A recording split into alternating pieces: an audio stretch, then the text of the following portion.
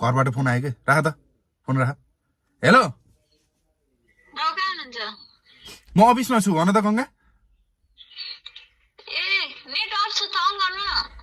net त of छ हेर न अफिसमा त्यो वाइफाई को प्याकेज सकिया रहेछ आज रिचार्ज गर्छु मैले अनि त्यही भएर नेट अफ छ के आज मेरो डाटाको लागि नि फेरि मोबाइलमा पैसै रहन्छ कि आज फेरि रिचार्ज गर्नको लागि आज फेरि पैसा पनि छैन यार केही भएन अफिसमै छु के म कस्तो विश्वास नगरेको र अफिसमा छु भन्दाखेरि यहाँ मिटिङमा छु अझै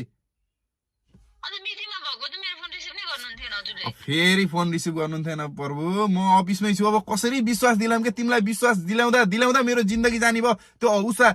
रिसेप्सनिस्टमा फोन हानेर बुझ त्यो बहिनीलाई फोन हानेर सोध त सर कता हुनुहुन्छ भनेर ल फोन हान त त्यहाँ हानेर बुझ ल बुझ ल हेलो नानी नमस्ते नमस्ते त्यहाँ म्याडमको फोन आउन सक्छ सर त्यहाँ भित्र अफिसमा मिटिङमा हुनुहुन्छ भन है